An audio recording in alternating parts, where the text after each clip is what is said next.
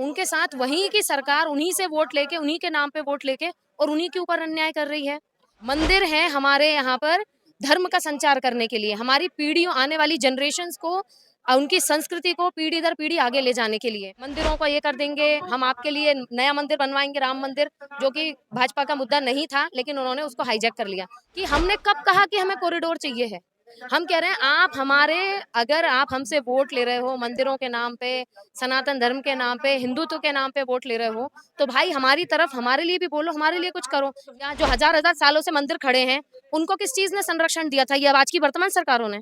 इसके हाथ में सरकार होती है, उसके हाथ में मीडिया होता है, उसके हाथ में सारी पावर होती है, उनको वो डिसाइड करते हैं किसको आगे करना है और किसको नहीं करना है। उन्हें जो पसंद आती है उनके फेवर की न्यूज, उसको आगे कर देते हैं, और जो उनके अगेंस्ट होती है उसको दबा दिया जाता है। उनका तो मैं नहीं पता मुझे कि अकेले उनका हाथ है या उनके पूरे मंत्रिमंडल का या पूरे पीएमओ का, या उन्होंने जिन जिन भी स्टेट्स में जो अच्छा करना भी चाहते हैं उनके ऊपर कितना प्रेशर होता है, वो पत्रकारों को ज्यादा अच्छे से पता है कि किस प्रकार से चीजें हो रही हैं।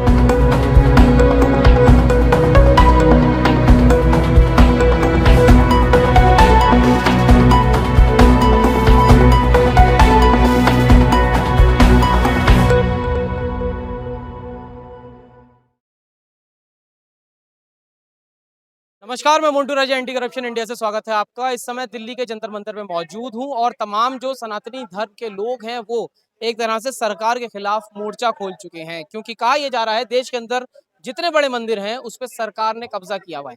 2 लाख करोड़ का चंदा आता है और सरकार वो हजम कर जाती है, या फिर जो दूसरे समुदाय दूसरे धर्म के लोग हैं उन पे निवेश एक तरह से और खर्च जो है वो किया जा रहा है। मेरे साथ इसी चर्चा के लिए एक महिला मौजूद है। सर, मैम नाम बताइए, कहाँ से हैं? मैं भोपाल से आई हुई हूँ। मेरा नाम सरोज पाटीदार है और मैं एकम सनातन भारत दल की मध्य प्रदेश की सह संयोजक हूँ। हम लोग यहाँ पे आए हैं क्योंकि आपने कई सालों से सुनते आ रहे हैं कि मंदिर को मुक्त करो, मंदिरों को मुक्त करो।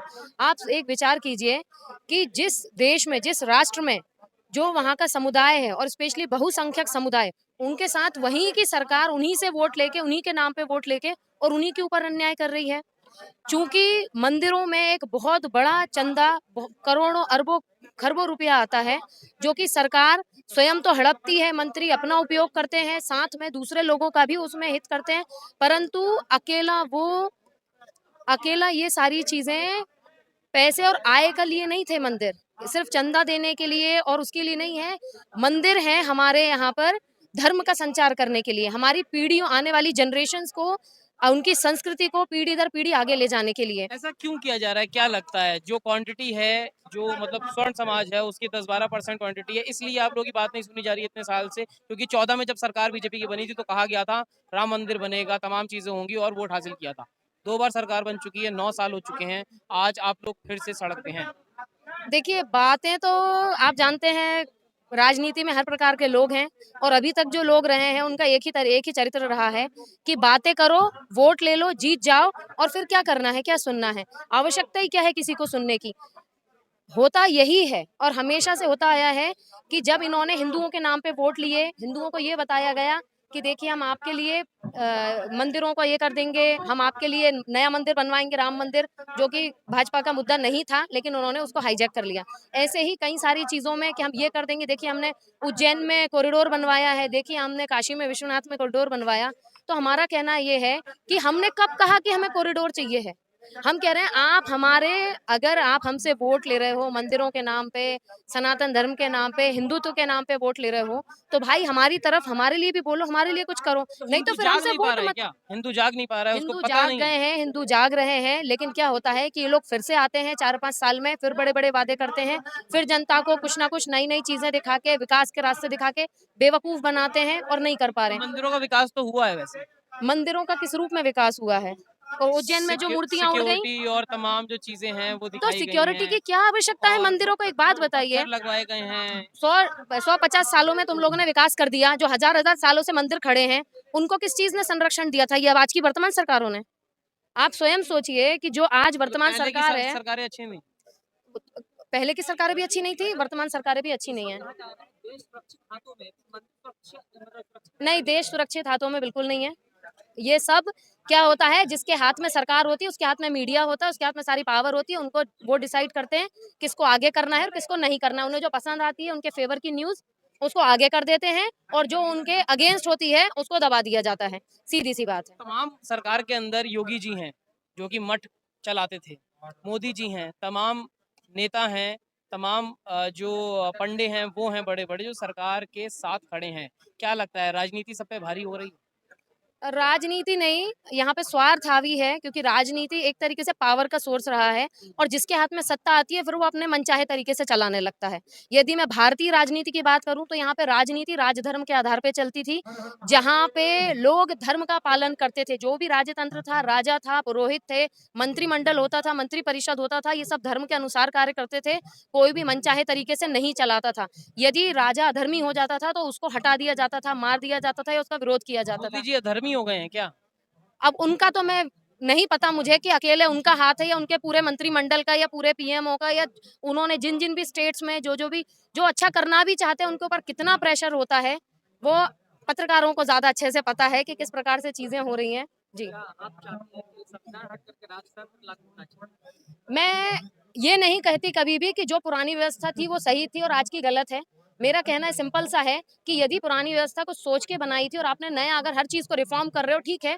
आज राजतंत्र की जगह लोकतंत्र है। परंतु यदि लोकतंत्र को भी चला रहे हो तो इस तरीके से तो मत चलाओ कि जिन जनता के लिए आपने लोकतंत्र बनाया, आप उन्हीं का शोषण करने लगो। आप उन्हीं से वोट ले रहे हैं, उन्हीं के लिए चुनकर आए और उन्हीं के साथ में धोखा करने लगते हैं। सनातनी खिलाफ हो रहा है क्या मोदी जी के?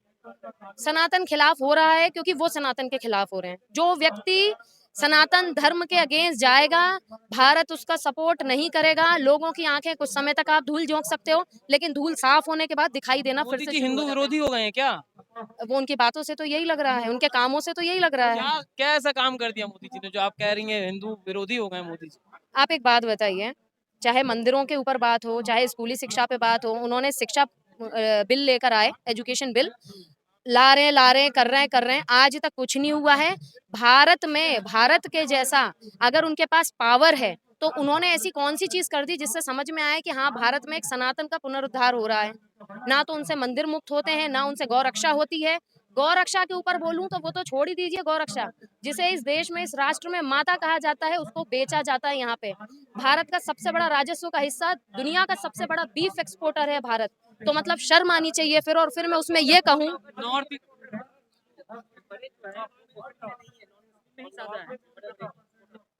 एक्सपोर्टर तो वो है ही।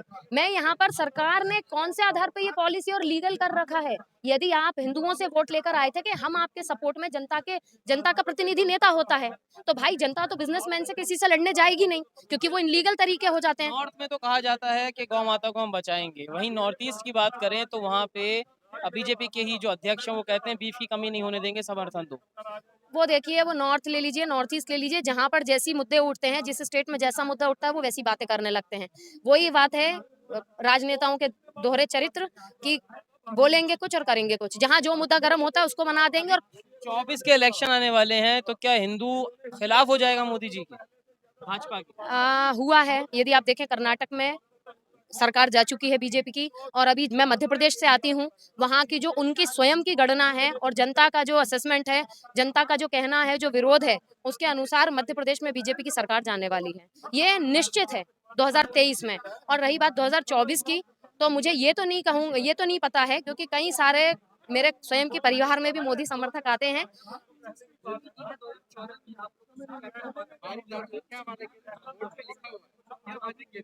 जी। मैं वारीदार समुदाय से तो नहीं आती हूँ। मैं बेसिकली गुजरात के पाटीदार समुदाय से आती हूँ। आप और मोदी जी के घर की हैं फिर तो? घर के तो नहीं कहेंगे। हाँ, उस राज्य से बिलॉन्ग करते हैं। हमारे जो पूर्वज हैं, काफ़ी साल पहले एमपी में आके शिफ्ट हो गए थे, तो वो अब यहीं पर हैं। और हम लोगों ने कई सारे उम्मीद रखी थी, सपने देखे थे, अब ये हो जाएगा, अब एकदम परिवर्तन काल आएगा, मोदी है तो मुमकिन है, एक व्यक्ति कुछ भी बदल सकता है। लेकिन एक मैं छोटा-सा उदाहरण दूँगी कि यदि मोदी जी गौ हत्या के समर्थन में नहीं होते, हिंदू समाज के धर्म परिवर्तन के समर्थन में नहीं होते, तो कोई भी विश्वव्यापी स्तर पे कार्य करने वाली कोई भी ऑर्गेनाइजेशन उनको कभी सपोर्ट नहीं करती, उनको ऐसा विश्व लीडर नहीं माना जाता। ये हर रूप में प्रत्यक्ष बिल्कुल रहे हैं, और कौन नहीं रहा है। यहाँ पे जितने लोग उपस्थित हैं, इन लोगों ने तन मन से, हर रूप से, धन से, रूप से सपोर्ट किया, समर्थन किया। लोग भाग-भाग के गए, दौड़ के गए। हम मिलने जाते थे, देखने जाते थे, पर जब पता चला, जब उनकी सच्चाइयाँ दिखने लगी कि ये कह तो कुछ और रहे थे और हो कुछ और रहा है, तब समझ में आया कि नहीं भैया ये सब बातें हैं। मंदिरों का चंदा है वो कौन ले रहा है, कहाँ जा रहा है? मंदिरों का चंदा अलग अलग, हाँ अलग अलग स्टेट्स में अलग अलग प्रकार से उसका उपयोग हो रहा है। अलग अलग लोग जिसकी जहाँ पे जो जैसे हड़प पा रहा है, जो जिस प्रकार से उपयोग कर पा रहा है उस प्रकार से किया जा रहा है। ये जहाँ पर केंद्र सरकार के हाथ में आ रहा है वो क्या कर रहे हैं, जहाँ पर उनको फंड्स देने हैं, चाहे अल्पसंख्यक आयोग को चाहे दूसरे जगहों पर, वो उसी पैसों का उपयोग करते हैं क्योंकि फ्री का आ रहा है। उसमें कौन सा सरकार ने कोई कार्य किया है। और जहाँ पर जिस मंदिर में 10-20 लोगों की आवश्यकता होती है स्टाफ के लिए, वहाँ ये लोग 100-100 का स्टाफ लगाते क्यों? और वहाँ पे जो नौकरियां होती हैं वो जिन लोगों की सिफारिशें आती हैं उनको जॉब दे देते हैं और मोटी-मोटी सैलरीज दी जाती हैं। क्योंकि जनता जब जा रही है, पैसा कोई चढ़ाया जा रहा है, तो उसमें कौन सा कोई उनका व्यवस्थाएं लगी हैं। वो तो फ्री फंड का मिल गया उनको। जी। क्या-क्या काम किए हैं, क्या विरासत में हिंदू जो अच्छे काम किए हैं? जी, ऐसा मुझे तो, मैं अगर विकास के नाम पे बात करूँ तो बीजेपी ने कुछ-कुछ चीज़ें बदली हैं।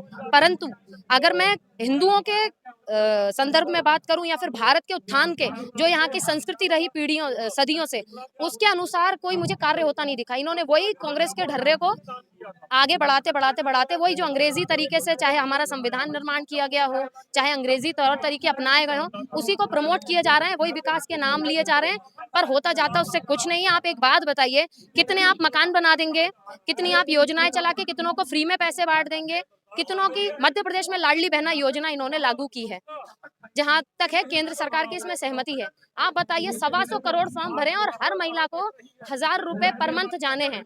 और ये भी हमने ग्राउंड रिपोर्ट निकाली है कि जिन लोगों को वास्तव में आवश्यकता उन तक नहीं पहुंचता, जो लोगों को पास अवेलेबल करवा पाए डॉक्यूमेंट उन तक पहुंच जाता है।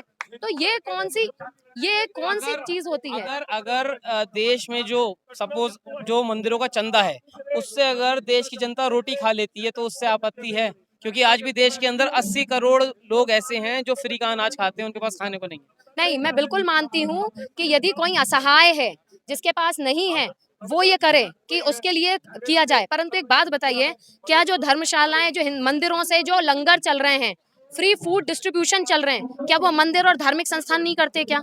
क्या वो सरकारों को बीच में ठेकेदार बन के आवश्यकता है कि आप मंदिर से वही फंड मंदिर से लो, अपने लोग कमाई कर लो, उसके बाद बचा खुचा गरीबों में बांट दो। अरे भाई, अगर ज्यादा है तो ऑर्डर कर दो, मंदिर खुद खिला देगा, डायरेक्ट आपसे अच्छा भोजन खिला देगा, खिलाता ही है। सवाल ये है कि अभी आप समर्थक रहे हैं, मोदी जी के समर्थक रहे हैं और आगे जो 24 में इलेक्शन आ रहा है, तो आपके वादे पूरे नहीं हुए तो क्या विकल्प देखते हैं? अगर वादे पूरे नहीं हुए 24 में क्या विकल्प? उसके लिए हम विकल्प लेकर आए हैं, सब लोग मिलके एकम सनातन भारत दल विकल्प है। पूछते रहे कई लोग क्या विकल्प है, क्या विकल्प है। हम लोगों ने बहुत वेट करने के बाद जब देखा कि हाँ ऐसी कोई पार्टी निर्मित हो रही है, तो हम सब लोग जुड़े हैं। और मैं भोपाल में इस चीज के लिए, भोपाल में अकेले नहीं, पूरे मध्य प्रदेश में कार्य कर रही हूँ। और अगर हुआ संभव तो भगवान ने चाहा तो इसी विधानसभा इलेक्शन में इसका परिणाम दिखाई देगा। धन्यवाद।